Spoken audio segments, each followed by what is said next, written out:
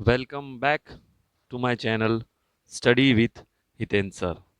आज हम देखेंगे चैप्टर 2 सखी स्टैंडर्ड 10। इस चैप्टर के अंदर कबीर दास की साखी के बारे में द्वारा रचित 5 साखियाँ दी गई है। तो सबसे पहले हम देखेंगे कबीर दास की साखी।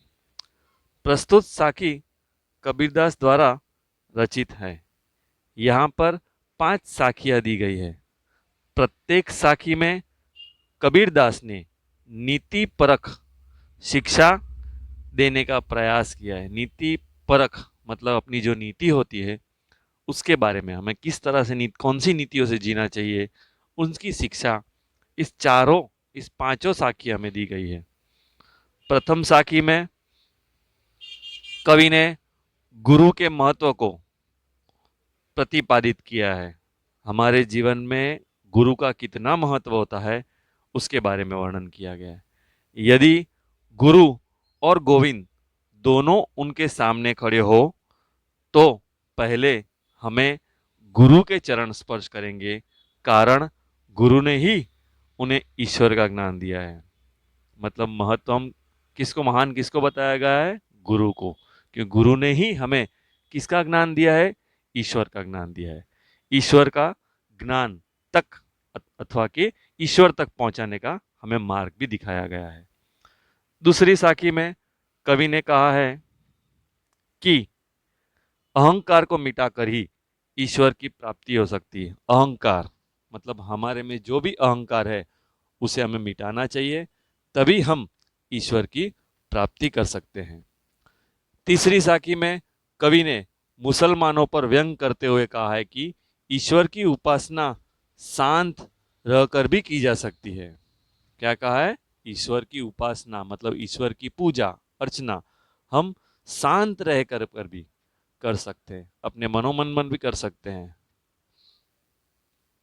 चौथी साखी में कवि ने हिंदुओं की मूर्ति पूजन का खंडन किया है कि पत्थर पूजने से भगवान की प्राप्ति नहीं हो सकती है।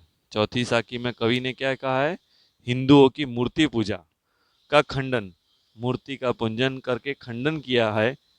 उसका खंडन किया है कि पत्थर पूजने से भगवान की प्राप्ति नहीं हो सकती। भगवान की प्राप्ति हमें मनोमन अहंकार दूर कर कर मन साफ रखकर भगवान की पूजा करो तो अवश्य हमें भगवान प्राप्त होते हैं।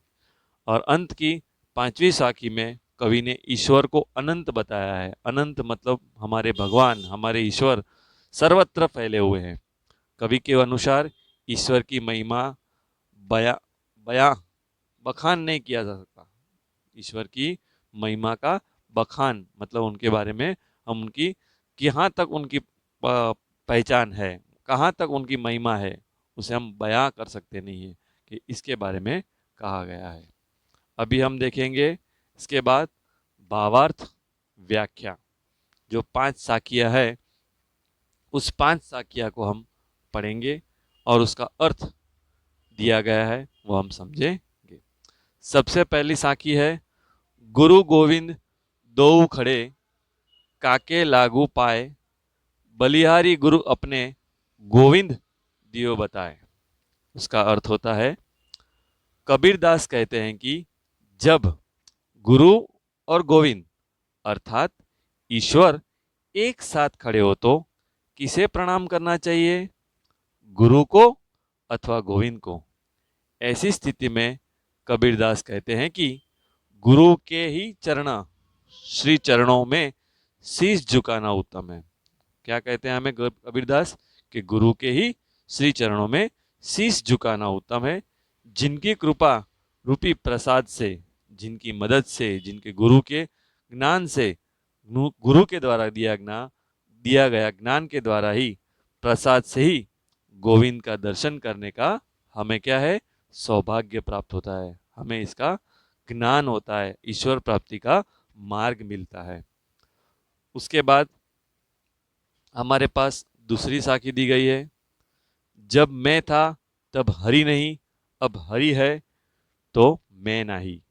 प्रेम गली अति साकरी, जामे दो न समाई, प्रेम गली अति साकरी, जामे दो न समाही। उसका भावार्थ है, कबीरदास कहते हैं कि जब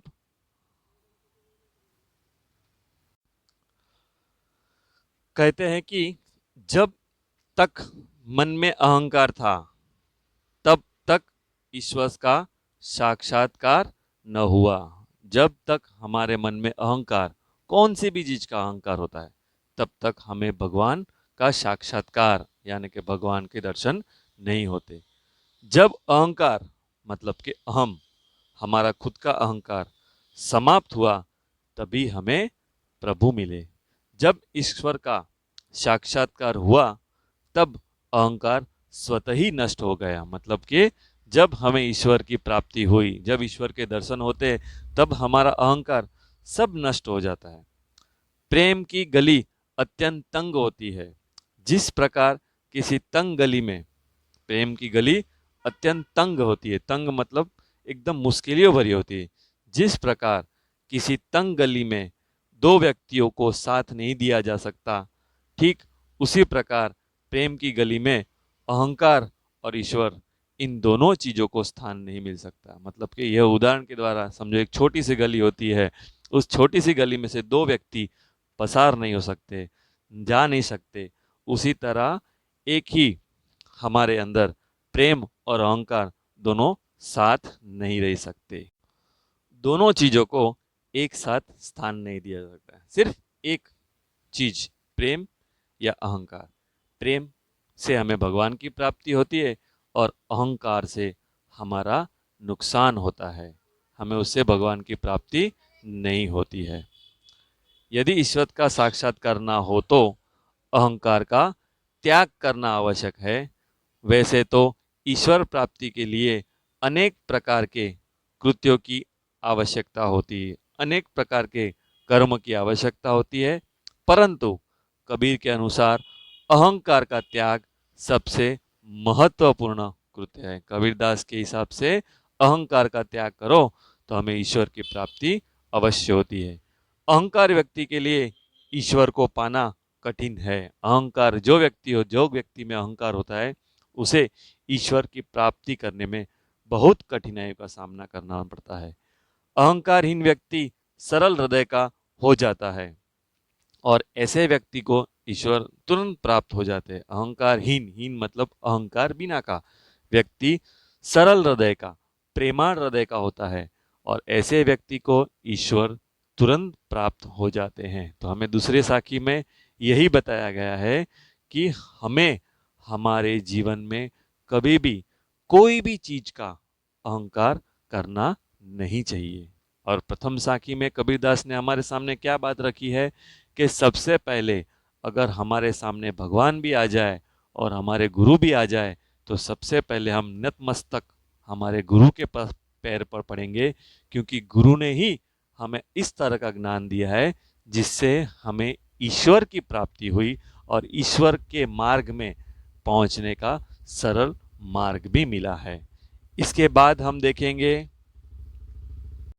इसके बाद तीसरी साखी देखते हैं। काकर पाथर जोरी के मस्जिद लई बनाए, ता चढ़ी मुल्ला बांक दे, क्या बाहर हुआ खुदाए। भावार्थ, प्रस्तुत दोहे में कबीर ने इस्लाम के धार्मिक कुरीतियों, कुरीतियों मतलब कुछ रीतियों के बारे पर, कुछ नीति नियमों पर कटाक्ष किया गया है। कबीर के अनुसार प्रस्तुत दोहे में कबीर ने इस्लाम की धार्मिक कुरीतियों पर कटाक्ष किया है। कबीर के अनुसार मनुष्य को सच्ची भक्ति करनी चाहिए, क्योंकि ढोंग पाखंड दिखावे से ईश्वर प्राप्त नहीं होते। ढोंग और पाखंड कर कर हमें ईश्वर की प्राप्ति नहीं होती है। कबीर कहते हैं कि कंकड़ पत्थर एकत्रित करके, कंकड़ और पत्थर हम एकत्रित करके मनुष्य ने मस्जिद बना ली। उसी मस्जिद में मौलवी जोर जोर से चिल्लाकर नमाज अदा करता है, अर्थात मुर्गे की तरह बांग देता है तथा ईश्वर का आह्वान करता है, ईश्वर को बुलाता है। इस रूढ़िवादिता पर व्यंग करते हुए वे मानव समाज से प्रश्न करते हैं कि क्या खुदा बहरा है, जो हमें इस तरह से चिल्लाने की आवश्यकता पड़ रही है? क्या शांति से की गई एवं मन ही मन में की गई प्रार्थना ईश्वर तक नहीं पहुंचती है? वे इस दोहे में ढोंग, आगबंडर और तथा पाखंड का विरोध करते हुए नमाज नजर जाते हैं, वे नजर आते हैं। ईश्वर तो सर्वत्र है। यहाँ उन्होंने ईश्वर हमारे सभी जगह पर, हर एक कण कण में ईश्वर व्याप्त है, इसके बारे में कहा है। इसके बाद हम आगे की साखी में जाते हैं। पाहन पूजे हरि मिले, तो मैं पूजू पहाड़, ताते ये चाकी भली, पीस खाए संसार। भावार्थ, इस दोहे द्वारा कबीरदास ने मूर्ति पूजा जैसे बाह्य आबंडरों का भी विरोध किया है। कबीर के अनुसार यदि ईश्वर पत्थर पूजने से मिलता तो वे पहाड़ों की पूजा करना शुरू कर देते, परंतु ऐसा संभव नहीं है। कबीर मूर्ति पूजा के स्थान पर घर की चक्की को पूजन करते हैं, जिससे अन्न पीसकर खाते हैं। क्या कहते हैं? कबीर मूर्ति पूजा के स्थान पर घर में रखी गई चक्की, पहले के समय में हाथों से ही कड़धान्य को पीसा जाता था, उसे चक्की कहते थे। इसी चक्की को पूजन करने के लिए कहते हैं, जिससे अन्न पीसकर खाते हैं, जिसमें अन्न पीसकर लोग अपना पेट भरते हैं। इसके बाद हम आगे की साखी देखेंगे। सात समंदर की मसी करो, लेखी न सब बरनाए, सब धरती कागज करो, हरि गुण लिखा न जाए। भावार्थ, कबीरदास ने कहते हैं कि इस पूरी धरती के बाहर बड़ा कागज, दुनिया के सभी वृक्षों की कलम और सातों समुद्र की के बाहर शाही बनाकर भी हरि के गुणों का ज्ञान बरखा नहीं कर सकता। इस तरह मतलब के इतना दुनिया में कौन से भी चीज को रख लो, कौन सी भी चीज को बयां कर लो, पर हमारे भगवान, हमारे ईश्वर, हमारे हरि का हम गुणों का व्याख्यान, गुणों की प्रशंसा नहीं कर सकते हैं।